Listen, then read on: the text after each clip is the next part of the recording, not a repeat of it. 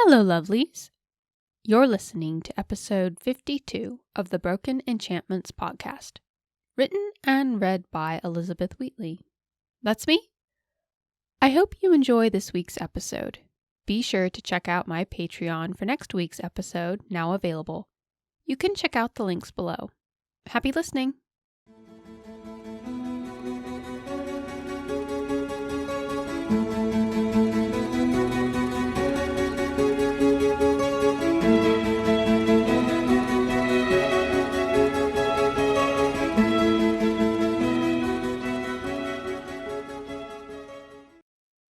Janir didn't look at Saoven for fear she wouldn't be able to look away. The Argetallams bound the elf and led him behind their horses back to Valmakin. They didn't slow for his sake, and when he stumbled, they dragged him for a bit before they let him stand again. He took it without begging, without pleading. He seldom cried out, and that made it all the worse when he did. It was his own fault, Janir reasoned. He could have gotten away, but he had tried to abduct her. Though, no matter how hard she tried to believe it, she couldn't make herself think it was his fault. She even felt guilty. As they re-entered the city, the slavish soldiers stared with looks of jealousy toward the freshly caught young buck across a saddle, and with consternation toward the elf dragged behind the horses. Their little group reached the mansion, and the other two Argetallams took the deer carcass inside to finish dressing and start roasting it for dinner, while Amila and Cerilius volunteered to deal with the elf. Canicade sullenly limped off to have his foot tended. Amila stiffly marched inside the mansion to find if the Lord Argetallam wanted to speak with the prisoner at all, and if he wanted to see the spy now. Janir had been about to slip away when Cerilius stopped her. "Where are you going?" "I was going to... She stammered, trying to find an excuse. "My head hurts, and I..." "Whatever it is, it can wait. The Lord Argetallam will want to see you to make sure you're safe," Cerilius replied. "But..." "Come." Cerilius would not be reasoned with. There was something in the finality of Cerilius's tone that made her obey. He wasn't aggressive or forceful. He simply gave the order, and Janir was compelled to listen. Amila returned with 2 honor guards, saying that the Lord Argetallam did wish to see them at once. Amila led the way, and Cerilius at Janir's side. The honor guards dragged Saoven, and Janir reluctantly trailed behind. The 2 Argetallams were coping with their wounds remarkably well, Janir noted. Amila led them to the mansion storerooms. Why the Lord Argetallam would want to deal with a spy here, but that was his preference. The Lord Argetallam waited with Knistrith among the neat stacks of grain and the barrels of goods. No one else was in sight, save for 2 more of his personal guards near the entrance. The honor guards forced Saoven to his knees, which wasn't very difficult. The elf was too weakened by the pain of his wounds. The Lord Argetallam looked past him to Janir. "Janir, are you all right?" There was a scarcely perceptible hint of anxiety in her father's tone. Janir nodded, nausea welling up to accompany a headache. "Yes, I'm fine." That made clear. The Lord Argetallam whipped his attention on the elf. "Who are you?" Knistrith came to her side and checked her over hastily. Her aunt reassuringly squeezed her hand.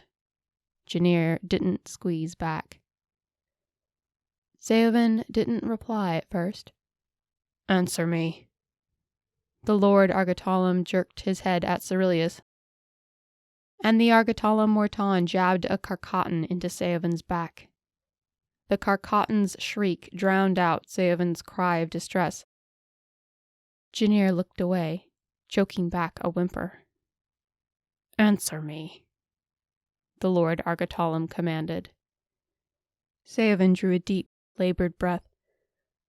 I am Saoven, son of Valescus Camlin of the Sylvan Forests. Who sent you? No one. That response earned him another Carcatan strike from Cerilius. No one. I came for Janir. The Lord Argetallam cocked his head to one side. What do you want with my daughter? At that, Saoven glared up at the Lord Argetallam. His nostrils flared and the muscles tightened along his jaw. He said nothing. The Lord Argetallam pulled himself up to his full height and drew his Carcatan. Then we have no further use for you. Janir felt a whirlwind of emotions stirring inside her. She realized that even though she had expected her father to be harsh, she hadn't actually expected him to kill Saoven. Her heartbeat accelerated, her palms slipped, and sent shivers down her spine. What emotion caused it, she wasn't sure. You would know all about harming her, would you not? Saoven defiantly retorted. The Lord Argetallam motioned to Cerilius. Cerilius grabbed a handful of Saoven's short hair and jerked his head back, while driving a knee between Saoven's shoulder blades. The honor guards held him rigid. Janir's mind raced along with her pulse. What could she do? Why did she feel like this? How would she stop the Lord Argetallam? Saoven groaned and tried to resist, but Amilla struck the elf with her Carcatan as well. Saoven let off a strangled cry and was forced into compliance, staring up at the ceiling. The Lord Argetallam cocked his arm back, Carcatan leveled at Saoven's bared throat. Don't! Janir exploded with unnameable emotion.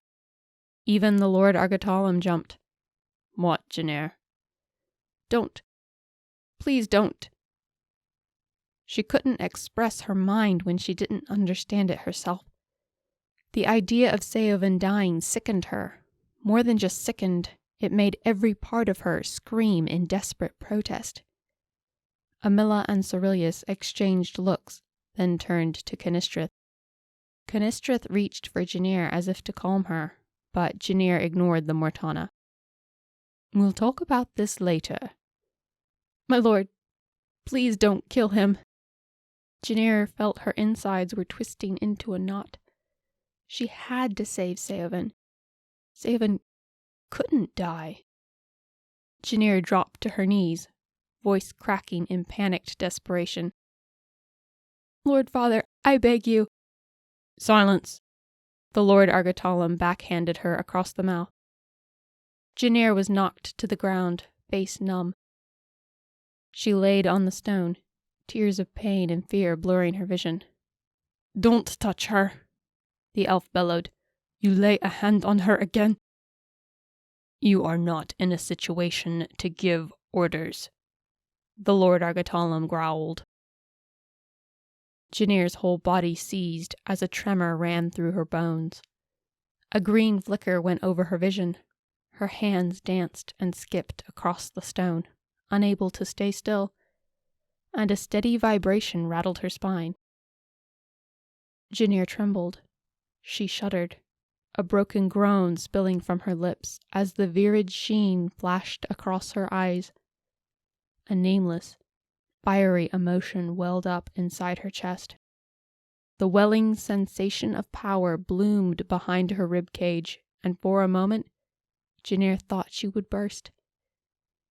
She wanted to cry out for help, for anything, but words were impossible. Finally, the surging wave within her and the tremors eased, then slowly faded. Janir drew deep breaths, trying to return her mind and body to normal even as she continued to writhe. The thought of Saoven dying sent her into a visceral panic. Janir kept her head down, eyes clenched closed, expecting to hear the Carcatan shrieking at any moment. It didn't come. When she dared glance up, her father was looking at Canistrith. Canistrith shook her head, ever so slightly. Cerilius and Amilla stared at Janir as if she had just sprouted wings and scales. The two honor guards gaped from under their helmets, but neither took their eyes off her as she remained on the ground. The Lord Argetallam had moved away from Saoven and sheathed the carcatan before Janir even looked up. He turned to Amilla and Cerilius. "Amilla, I want you to break the prisoner. You may have whomever you choose assist you, but I want him broken." Janir shuddered at the idea of Saoven being subjected to Chetan Shrai, the brutal beatings with a carcatan. But that meant he would live. Amilla accepted the new command without question. "As you wish, my lord." "Go now." He gestured to the two guards. "Take him." Though she did cast several uneasy glances toward her cousin, Amilla took Saoven back the way they had come with not another word. The unsettled honor guards wordlessly followed, dragging their prisoner between them. Saoven made eye contact with Janir. He mouthed something she couldn't catch, then, "Please." Janir swallowed down a lump of guilt and looked away. "Tend to your wound, Morton Cerilius. Same for you when you are done, Mortana Amilla." At the order, Cerilius offered a stiff bow, favoring his sliced chest. He shot a look to Janir, concern creasing his forehead as he slipped out after Amilla and the others. Only the two helmed honor guards remained, silent as graves. The Lord Argetallam hauled her to her feet and made her look him square in the face. "In the future, I expect you to control your emotions." What could Janir say? She just stared at her father, not daring to move for fear of showing her terror. "Why did you do that, Janir?" Knistrith rubbed her forehead as if battling her own headache, letting off a weary sigh. Still facing the Lord Argetallam, Janir had almost forgotten her aunt was behind her. I couldn't let him die." "Why not?" "Because I... Janir clutched at the insistent throb in her temple. She clenched her eyes shut, the pain rising through her skull. "You what?" Knistrith pressed. She didn't mention the green light or the strange tremors, and Janir was too frightened by them to mention it herself. "I don't know," Janir groaned. "The idea of him dying... I couldn't bear it. I can't bear it." The Lord Argetallam released her. She almost instantly ducked her head, hugging her arms tightly around her body. Janir wanted to go to Saoven still. She wanted to ease his pain, help him. "I want you to stay away from him until he is broken," the Lord Argetallam said flatly. "It's not safe for you otherwise, no matter what your wayward heart may claim. Do you understand?" "He didn't try to hurt me. He only..." The constancy star weighed heavily against her breastbone. She had tucked it beneath her collar first chance she'd gotten. He might sense its magic, but he said nothing. Regardless, if she called attention to the stone, then he would probably take it, and she wasn't ready to part with it, not yet. The Lord Argetallam exhaled out his nose. "If you cannot trust me on this, we will have to carry out his execution to ensure your safety. Do you understand?" Janir felt the color drain from her face. "Yes, father." "It's all right, Janir." Knistrith wrapped her arms around Janir from behind. "Let it go. It is nothing." Janir sniffled and didn't reply. If Saoven had been nothing to her, the Lord Argetallam would not have spared him. "They said they knew me. They did know me." Janir resisted the desire to pull away from her aunt. They? The Lord Argetallam studied her closely. Janir swallowed, remembering that none of the others had seen Carlisle. Saoven, I mean. The falsehood was impulsive, instinctive, like a survival reflex. He said he wanted to help me. Knistrith was quiet. How did he know me? Why do I feel this way? You're very confused, Knistrith answered cautiously.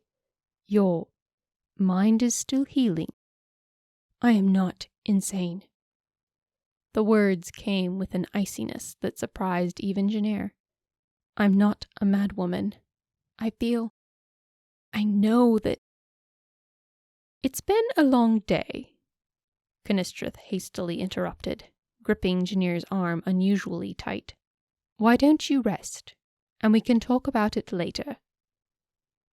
The Lord Argetallam watched her carefully, saying nothing.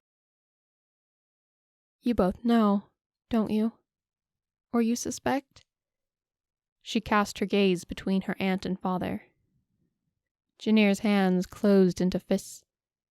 Do you think I'm too fragile for the truth? The Lord Argetallam still did not speak. Knistrith took a deep breath. Her tone was gentle, coaxing. Of course not, my dear. Don't patronize me. I'm concerned for you is all. Your father is too. And Lucan. Janir thought instantly of Knistrith's glares to Lucan when he had tried speaking to her. The cautioning glances. The outright hostility. She wanted to demand answers to that as well.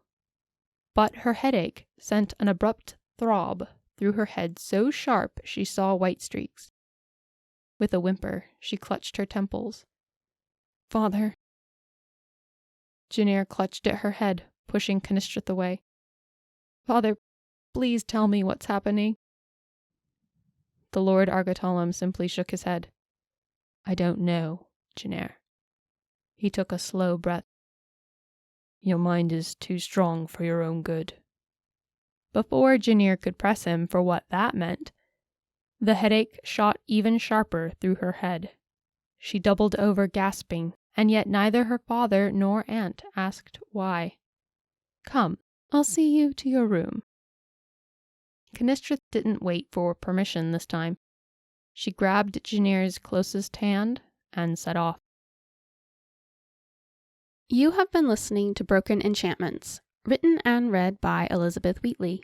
Don't forget to check out my Patreon for early access to episodes, bonus content, and lots of patrons-only freebies. You can learn more at elizabethwheatley.com. And don't forget to subscribe on your favorite podcast platform or YouTube. I'll see you next time.